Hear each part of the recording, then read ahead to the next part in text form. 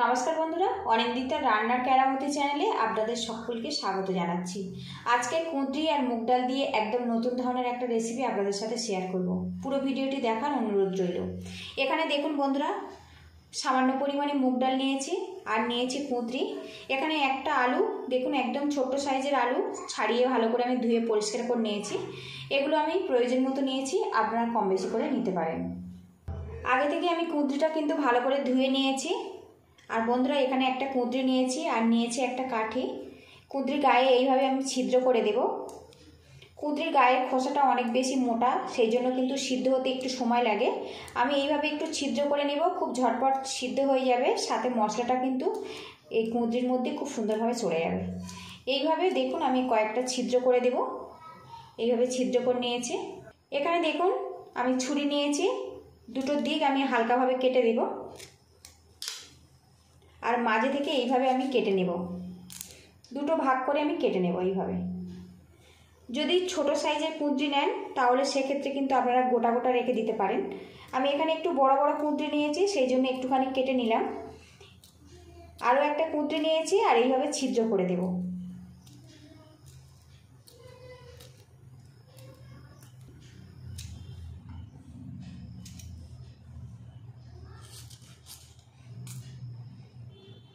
এইভাবে কুঁদরিগুলো কিন্তু আমি কেটে নেব।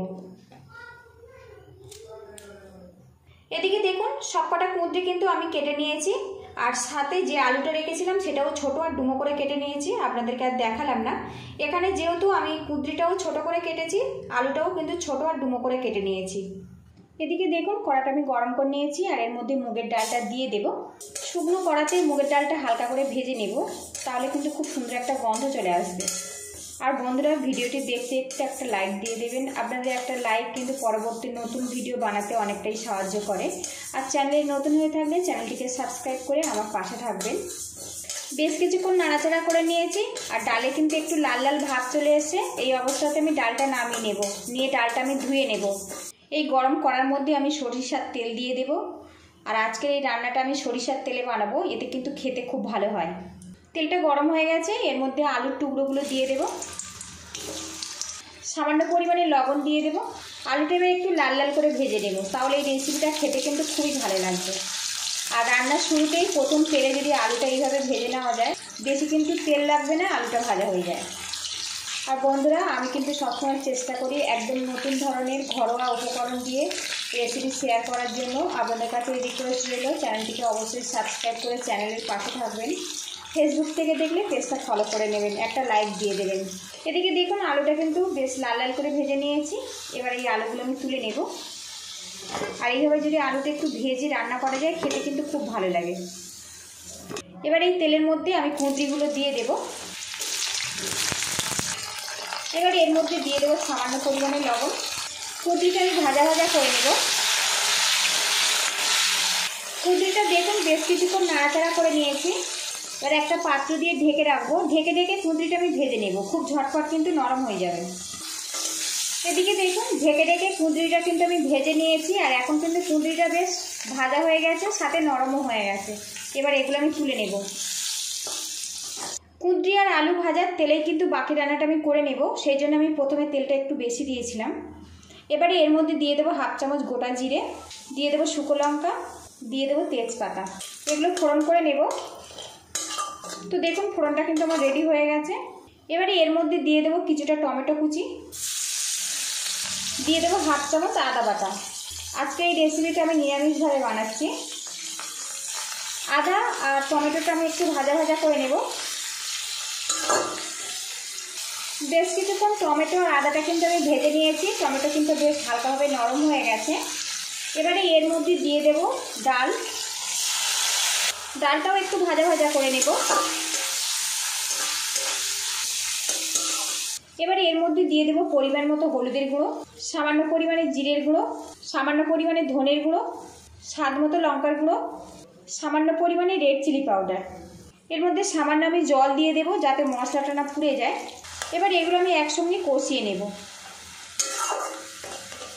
এবারে এর মধ্যে ভেজে রাখা আলু আর কুঁদরিটা দিয়ে দেব।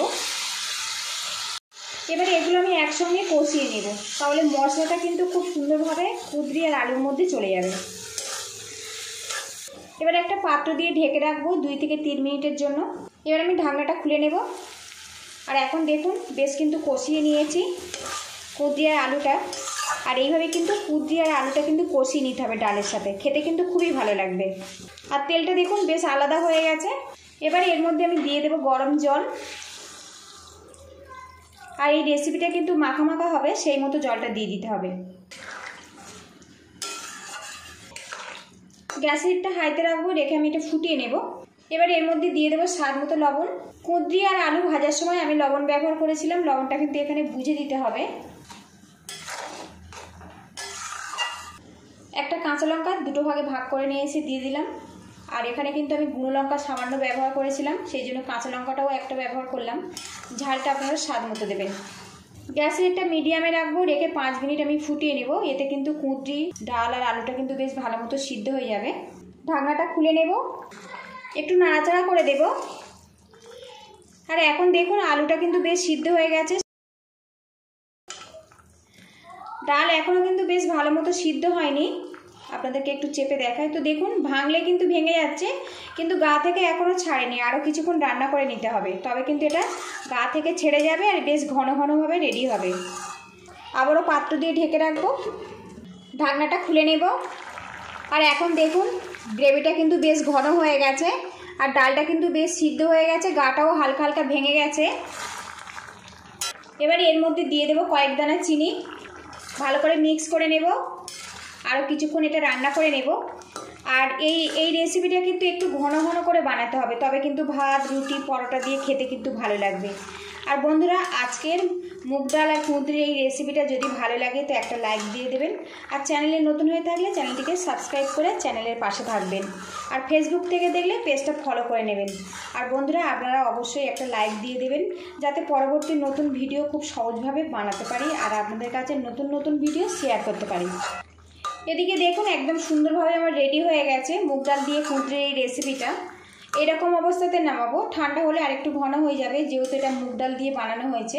আর এখন কিন্তু বন্ধুরা কুঁদরিটা কিন্তু খুব সুন্দরভাবে সিদ্ধ হয়ে গেছে, দেখুন কত সুন্দরভাবে সিদ্ধ হয়ে গেছে। সাথে আলুটা কিন্তু খুব সুন্দরভাবে সিদ্ধ হয়ে গেছে। সবশেষে সামান্য গরম মশলার গুঁড়ো দিয়ে দেবো, আর দিয়ে দেবো সামান্য পরিমাণে ঘি। ঘিটা যদি পছন্দ করেন তো দিতে পারেন, না হলে এটা বাদ দিয়ে দেবেন। ভালো করে মিক্স করে নেব, নিয়ে আমি গ্যাসের একটা বন্ধ করে দেব। আর এটা নামিয়ে তারপর আপনাদের সঙ্গে আমি দেখা করছি। তো বন্ধুরা অনেকে কিন্তু কুঁদরি খেতে একটুও পছন্দ করেন না, একবার কিন্তু এইভাবে বানিয়ে খেতে পারেন। এই রেসিপিটা কিন্তু আপনারা ভাত, রুটি, পরোটা দিয়ে খেতে পারেন, খেতে কিন্তু সত্যি অসাধারণ হয়।